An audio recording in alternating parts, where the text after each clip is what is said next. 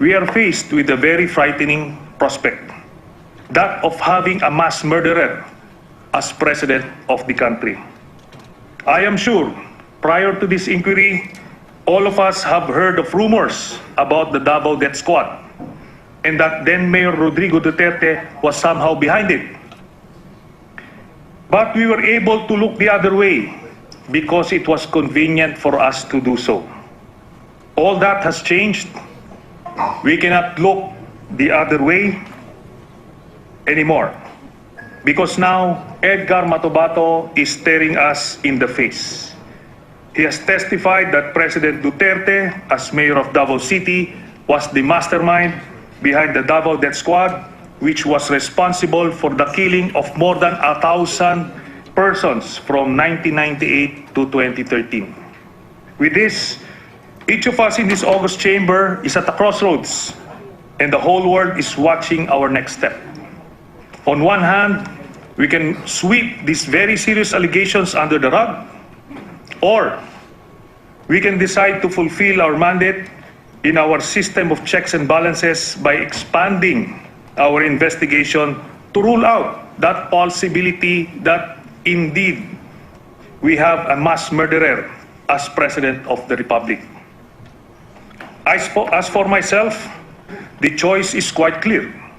Having been guided all my adult life by this phrase in the PMA Cadet's Prayer, and I quote, "Guide us that we may discipline our lives to trail the difficult path rather than to go astray on the easier ways." End of quote.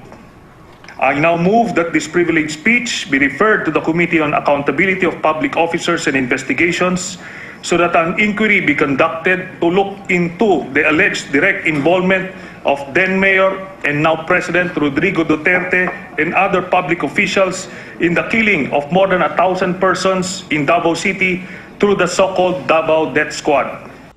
Senator De Lima or Senator Trillanes, that I will call you down if you continue with this. I could have made many inferences because the witness tended to look at Senator Trillanes and Senator De Lima at the time. In fact, I just made mention of it casually. No, I'm not going to do judgment. I am not going to sweat the small stuff, Mr. President. I will sweat the truth. That is what we're here for. And if I violate that, nobody in this Senate will respect me if I'm seen as going on one side against the other, because fairness is the only shield against being told that you are biased. That is why I plead to our colleagues here, if there is any question about the things that have been expressed here, you can do it in the hearing, Mr. President. That's where it is, not on the session hall. Are we going to second guess now every committee? Anytime Senator Rio Tavares talks about labor, I will go up and say, oh, I disagree with all the things that were said there. There's never going to be an ending. That is why there's a system of committees. And the committees are given the latitude. And it is up to us if we want to have more time to ask questions. There is no limitation. There is no franchise. You can ask for fairness and equity. Mr. Chairman, I would like to amplify. I would like to ask the question, I think because of the tenderness of the age of this person, or maybe because of lack of education, or his inability or facility to express himself, I would like to ask him a question. I would like to ask him in Tagalog. I would like to ask him in Bisaya, which we did, Mr. President. That's why it took us long. When was the last time you heard a hearing start at 2:30 and ended up at 8:15 in the evening, Mr. President? And so, to me, I know that Senator Trillanes perhaps did not have that in his mind, that he would question the integrity of the proceedings. You know that I did not ask for this committee. I did not ask for the Blue Ribbon Committee. When everybody was angling for it, Senator Zubiri and all of you will know that I never asked for any committee. I've never done that. And whatever committees I've had in the past here was given to me because I value the respect of my peers. If they think I am qualified to handle a hearing, they think I'm qualified with my integrity and my perspicacity to work, then I leave it up to them. I cannot demand. Certainly, I will not go in there and say, I will want that committee just because I want power. That's the easy thing to do. I gave up my commission appointments for others here. I gave up certain emoluments in the Senate for our friends here. I'm very liberal when it comes to that. I have the highest respect for everybody. But respect has its bounds, and that's why I caution everybody here. Now, going to this other matter, Mr. President. When any member in this august body starts using harsh words, Mr. President, I'm astounded. We're not here to see who can beat each other in a fisticuffs. I'm sure nobody's going to try and do that with Manny Pacquiao. You know, intimidate him and try to fight with him. I think that's going beyond. This is a test of mind, of will, of sincerity. And so there's no place in the Senate for that kind of language. Certainly, I was almost going to jump up in my chair and say, Mr. President, may I ask for a minute suspension? But suddenly, sabihin pa, umatras ka eh. Gusto mo sundan kita. That is not right, Mr. President. Forgive me. That is not right. And we should not allow that here. Neither should we prolong this situation if we allow Senator Cayetano to prove his manhood simply by the strength of his muscles. Because muscles he doesn't have. Maybe he has mental muscle. I don't know whether he has got physical muscle. And certainly I could have, if I were chairing, I would have told Senator Trillanes, don't try, Mr. Cayetano, to embrace Senator Trillanes, to break the ice. I would have said, I don't think you are his type. So, Mr. President, as I speak here today, I object to the fact that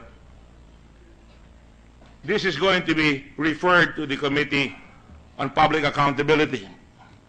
Mr. President, if there is somebody here, and I also would like to join in the process, put my name under the leadership of Senator Soto,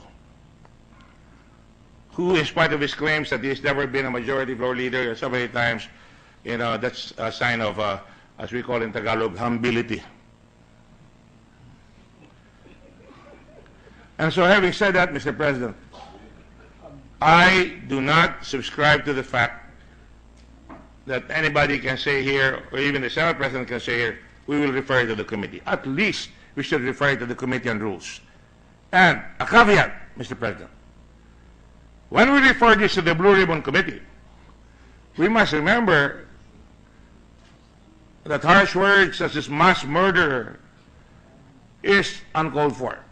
That is reserved for Hitler. That is reserved for Stalin. That is reserved for the person in Cambodia. I forget his name right now. Pol Pot. Pol Pot. These are our countrymen. Unless we're ready to come out and show the proof of that. And that's the beauty of democracy, Mr. President. The Constitution allows us to hold the highest official of the land in a process called impeachment. We've seen that happen. President Estrada went through impeachment. And if it is the desire of any one of us in this chamber so to do, let us follow the rules. If you give it, Mr. President, to the Committee on Accountability, I cannot accept it. Because it's going to be a waste of the taxpayers' money. As it is, who are we going to call? And once we call, we still have to pass it on to the Impeachment Committee in Congress. I think that's a waste of time, of taxpayers' money. Let's cut to the chase. If anybody in this chamber or anybody out there from the boonies of the Cordilleras to the urban cities in our country feels that they have evidence so to do, go ahead. Sure. The Filipino, you know, I call it the colonial hangover, will say, malaking kalaban, wala kang laban. Many of us have passed through that crucible, Mr. President. I think the rules will tell us that I cannot accept that and will not accept it, and I'm not allowed to accept it under the rules, because that heads to a process called impeachment. And so, Mr. President, with all due respect to Senator Trillanes, I do not seek to lecture. Sometimes, in my old age, I tend to muse. I'd like to think what a young senator in the refectory said to me just a few minutes ago. Is this the Congress or the Senate that I ambition for? And he's asking me to quote him. Senator William Gatchalian, I'm sorry, Senator Villanueva was the one who said that. No. So even all of us, like the many of our people, cannot even. No, as we say, that's what I mean. You have to listen, and I'm glad you listen. Good for you. And that's why we all have to listen, Mr. President. And if he wants to talk, he can speak up there, and he can make the right correction. So, Mr. President, all in levity and all in friendship and candor, I must reject and maybe ask the Senate President to direct it to the Committee on Rules for proper disposition. Thank you very much, Mr. President.